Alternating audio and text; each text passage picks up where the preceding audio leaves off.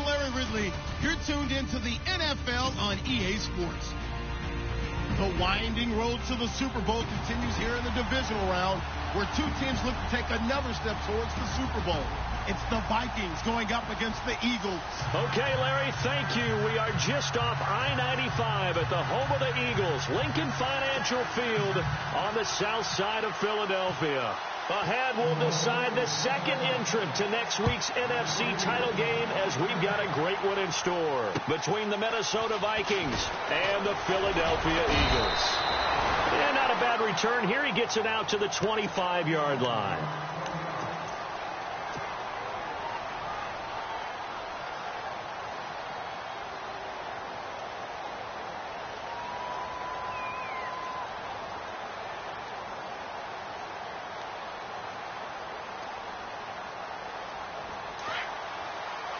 And the D-line pinching together, must be expecting the run. They'll start the drive with a run by Gordon. That's going to go as a loss of a yard, and it'll be second down.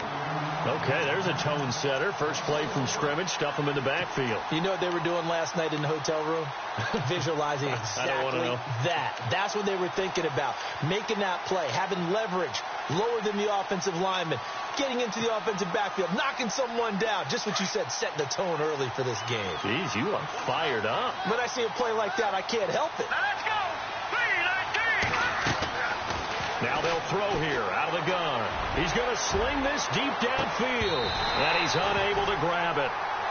Thought he might have had position, couldn't hold on, third down. They were trying to liven up this playoff game very early on. Pretty deep throw, but good coverage. I think they were counting on the defenders being a little tight, a little over-anxious early, and trying to catch them flat-footed and get a big play. Little trouble thus far on their opening drive as they come up on a 3rd and 11.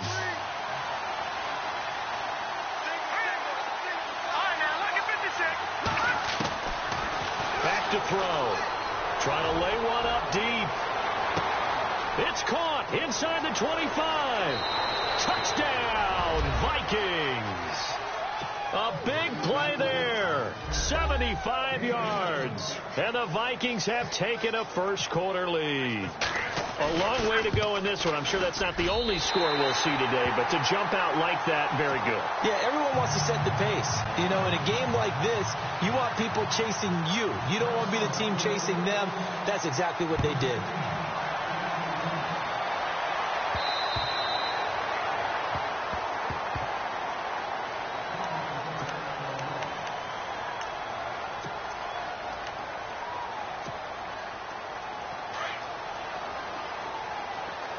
Shift together here from the D-line.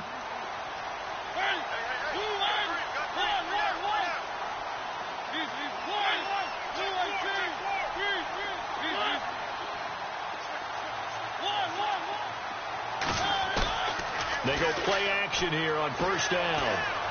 Oh, he's going to air it out right away. And that one falls incomplete. Looked like he might have had position there, but he couldn't hold on at second down.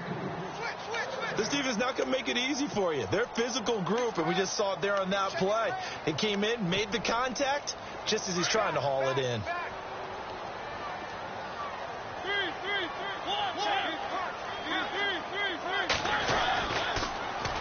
The former Indiana Hoosier here, Tevin Coleman. And he'll get this one up to the 26. 1 yard, the official pickup there, so it's going to set up 3rd and 9.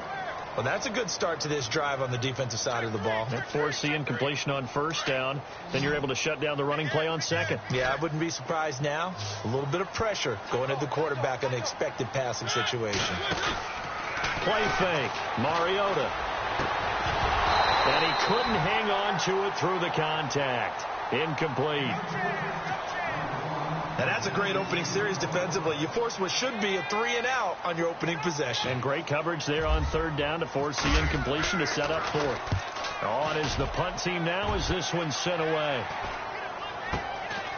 Taken from just outside the 30. Now a hit and a loose football. But this will fortunately wind up out of bounds.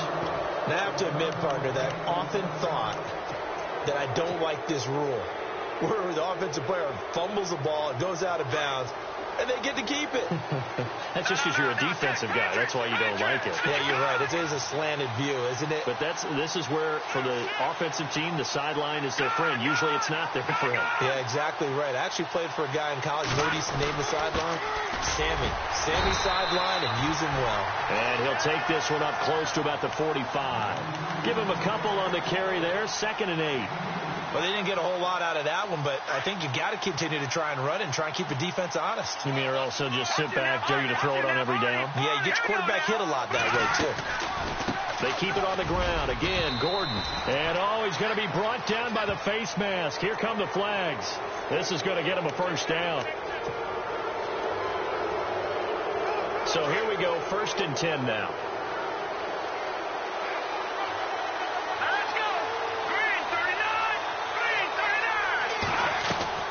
Now a play fake here on 1st down.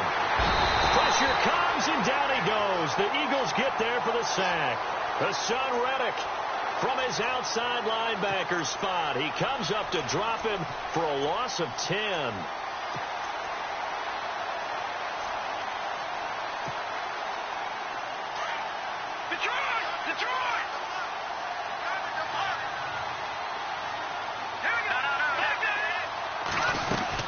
On 2nd down, they'll run with Gordon. And they won't fare much better here as he maybe gets back to the line. No gain on the play this time, and it'll be a 3rd and long situation coming up.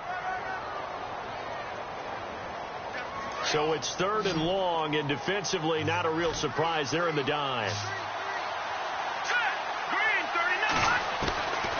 They'll set up a throw. Into a double team, and it's intercepted. Kevin King with a pick. And some room to work. There he goes right side. And he takes this one back into the end zone. And the Eagles defense gets a pick-6 TD. Well, we know this defense has athleticism. Spots like that prove us right. I love the way that you spotlighted the athleticism because you and I both know the best athletes on the field, they play on defense. I don't know. I was a kicker. You got to remember that now. Come on. Come on. Fine. This one fielded at the 5. And he'll get across the 20 before he's brought down at about the 23-yard line. Now the Minnesota offense set to take over again. And following the pick 6, and they had decent field position in throwing that pick 6. We'll see how they attack this drive. And I think all you say to your guy is, listen, let's just take care of the football a little bit better. Make some better decisions on this drive, and they'll probably help him a little bit with maybe some really high percentage throws early to let him get settled back in. But they told him, and they told us, they've got confidence. That's not a problem. Yeah, not a problem at all. They just want to make sure they get things settled down a little bit for their offense and give their defense a little bit of a chance to rest. A good pick up there. 8 yards on the first down completion.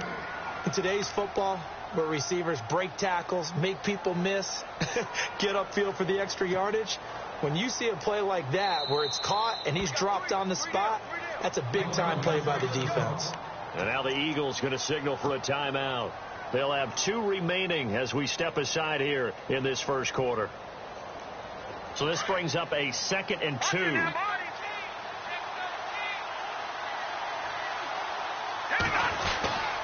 Now a handoff. This is Gordon. And not going to be able to push this forward. He runs into a wall right at the line of scrimmage. Calling no gain that time as it's going to leave him with a 3rd and about 3 to go. And on 3rd and 3, they decided to go with a dime package. Yeah. 6 DBs. Yeah, you're right. They've got 6 out there.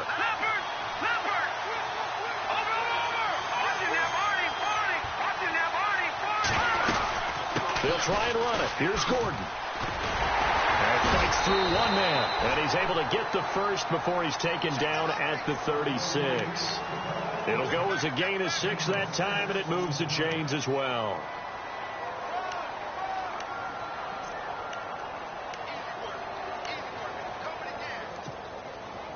And a new set of downs here after picking up the first on the ground.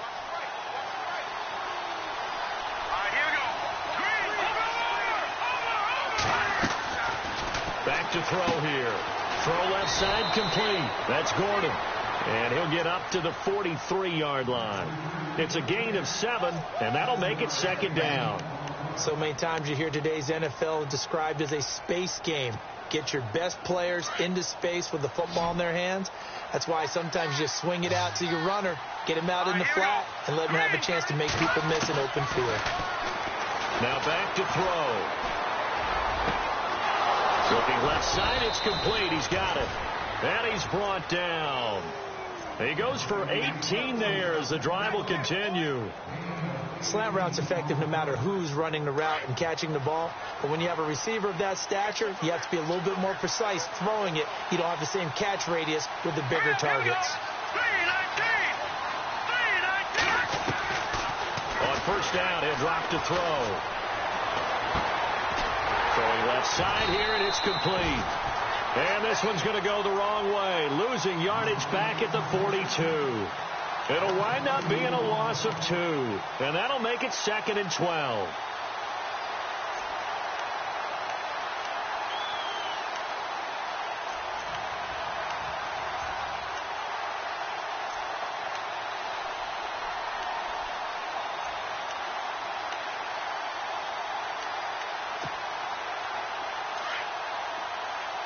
Possible run anticipation here as the D-line sandwiches together.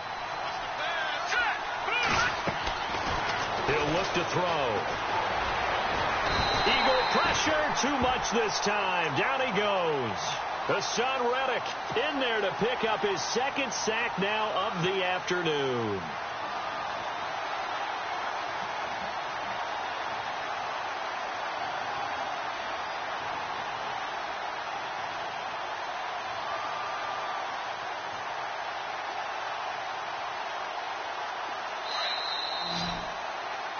Back now with Charles Davis. I'm Brandon Gaudin. Second quarter begins with the Vikings holding the football. They're in the midst of a nice drive, but facing a 3rd and long here.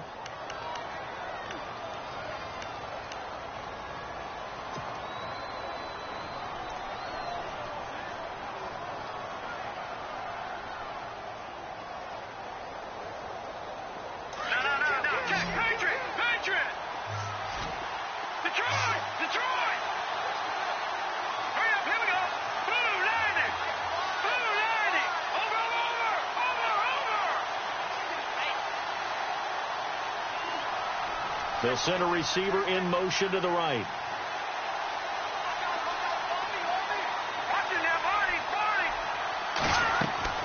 From the midfield stripe, they'll look to throw. He's going to float this one deep right side. So they took a shot there on 3rd down, couldn't get it. Now it's 4th. One thing I know from experience is that when the deep ball is thrown and you're the defender, you've got to fight that little bit of panic that emerges. You've got to play the ball really well. It's a 50-50 jump ball play. And guess what? They took a shot. How are you going to win it? And in this case, they managed to get it done. Now here's Ross. And he'll be out of bounds right around the 20. 33 yards is the distance on the punt there. And the Eagles will have it, taking over 1st and 10.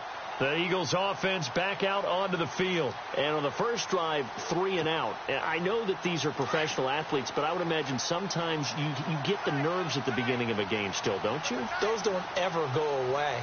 And typically what I've heard from guys and what I remember from playing, if you don't have nerves at the start of a game, it's not going to be a great day for you. You're not really ready to play.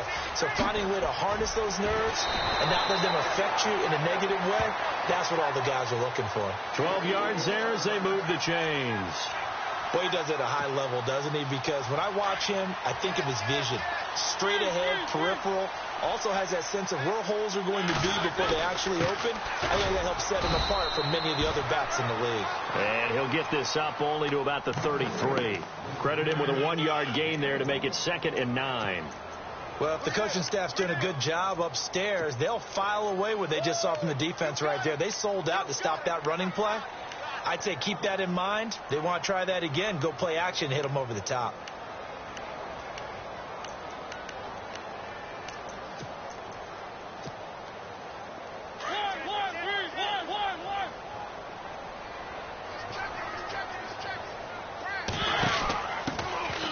Georgia Southern man. This is Jerick McKinnon.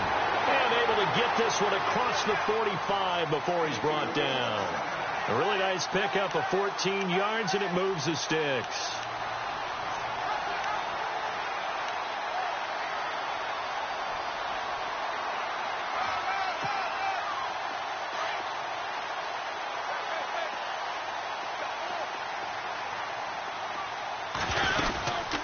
Here again is McKinnon. And no room to maneuver there. Give him a yard up to the 47.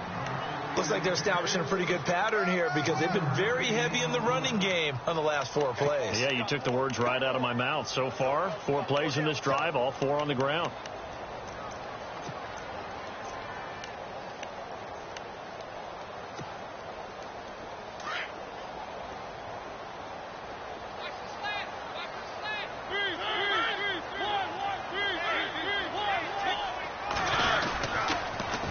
Coleman on the toss. And taking it across midfield and inside the 45. Give him 10 yards on that one, and that'll earn him a fresh set of downs. I think they like this drive a little bit better there, partner. Running game helping out, picking up some of the slack. Because remember, the last drive they went 3 and out. They will run again with Coleman. And he's going to take it down to about the 35 here. A good run there on first down, and it'll leave him with a 2nd and 2. He hasn't had a ton of success here so far, but you get the feeling that he might be on the verge of popping one. Yeah, even on that one, there was a little bit of a hole, but it closed there quickly at the end.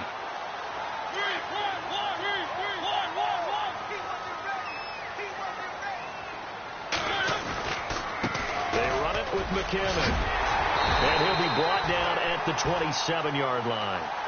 8 yards on the pickup there, and it moves the sticks. Tremendous blocking by the interior of the offensive line. They didn't just gash him there. They blasted a gaping hole for him to gallop through. I think if he comes back to the huddle, he better be giving them a whole lot of credit and thanking them for that much space to rumble. They run once more with McKinnon. And he'll lose yardage here, going down back at the 28. It's a loss of a yard there, and now 2nd down. I'm no offensive mastermind, but of all the guys on the field to block, you might want to stop him. Look, I've got a very simple rule. An unblocked defender is usually your best defender, and he ended up making the play there. Here's Coleman. And he'll take this down just shy of the 25-yard line. Give him 2 on that run, and they're still left looking at a 3rd and about 9 to go. Well, so many times we look at a short run and we praise the offense for trying to set the tempo and establish things. But the defensive guys, hey, they just won the battle there. It wasn't a big run given up. They don't always have to absorb the body blows. Sometimes they dish them out themselves. Play action now. Mariota. Pressure applied, and he's going to be taken down. They sack him back at the 33-yard line. Charles Haley in there to drop him for a 6-yard loss, and that'll lead to a 4th down. Now Jake Elliott for the field goal try. It'll be a 49-yard attempt from the left hash. And this one is right down Broadway. And they bump the lead up to 4 now at 10-6. And that field goal caps an 11-play drive. That's a lot of offense to run to only get 3 points, but they'll take them. Anytime you can put anything on the board, you run to your sideline somewhat happy. And now out comes Minnesota. And, you know, their previous possession, they were able to move the football, but still wound up punting in the end. You know, in 2016, Carolina had a 20-play drive that lasted over 10 minutes. And remember how it ended? In a punt. Yeah, I mean, how does that happen? You just don't see that happen every day. This one maybe not quite that bad, but still, you'd like to have a chance for points if you hold the football that long. Agreed. They'll come out throwing here to start the drive. And it pops free. The collision there jarred the ball loose and brings up 2nd down. The one thing that I've liked defensively is that they've shown them a lot of different looks here in the first half. They've come after them. They've sat back. I think that's what you need to do to keep an offense guessing. And they certainly have kept them on their toes. That's why they haven't had much success on the scoreboard. Offense looking to avoid a 3rd and long. It's 2nd and 10.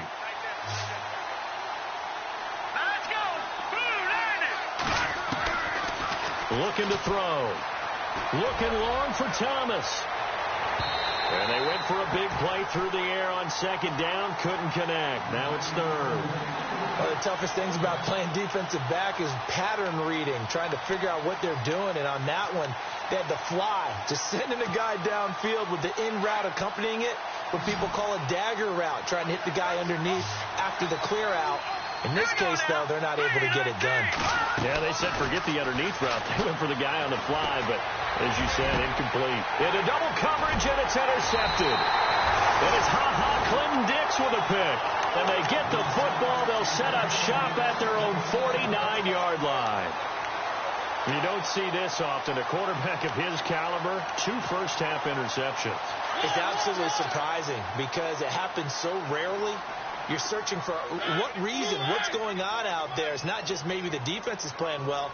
Is this horoscope ball? Is biorhythms? What is it? You went horoscope on us, David. Well, I was thinking maybe. Under pressure, and he will go down. Sacked back at the 46. A minute 58 to go in this first half of play. Back with more NFC playoff action after this. He took a hit on that last play. Now let's see how he and the offense respond on second.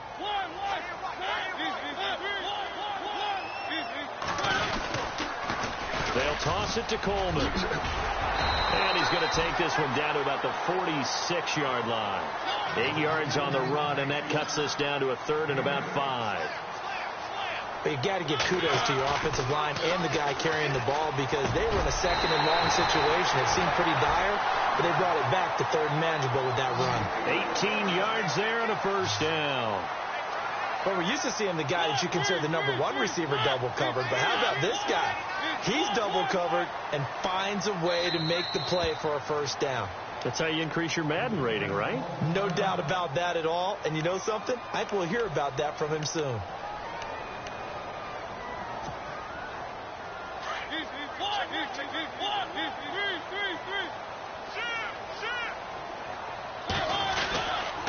Coleman now shreds the tackle. And they've got it in the red zone now, down at about the 19. Give him 9 on the carry that time, and they're set up with a 2nd and 1. Offensive linemen love creating space for their guys carrying the ball. But when that guy also breaks tackles and creates extra yardage, they almost feel like he's one of them, and they really embrace him.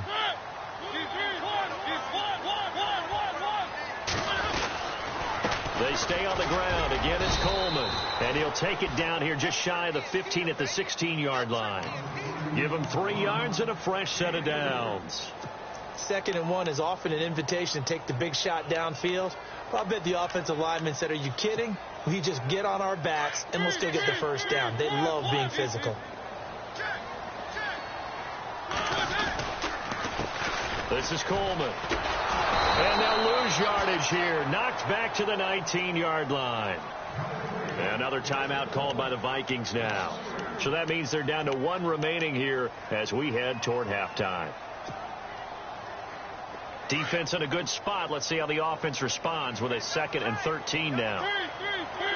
The defensive line disperses a little bit here, maybe expecting a pass. Coleman.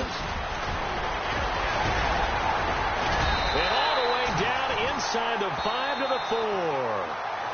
Now the Eagles will use the 2nd of their timeouts as the clock will stop with just under 30 seconds to go in the first half.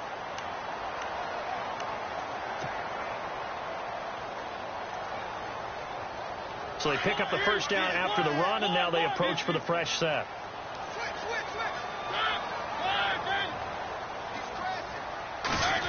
Oh, how about this on 1st and goal? And he'll get him a bit closer as he's down to the 2-yard line. He'll get 2 out of that run, and it's going to bring up a 2nd and goal. A lot can go wrong when you call a play like this down in the red zone, but that's where you appreciate this from your head coach. He's not afraid to trust his guys to do the right thing, and as a player, that means an awful lot. And prior to this 3rd and 2 play, we're going to get a timeout called, as they'll stop the clock with 12 seconds to go in this first half.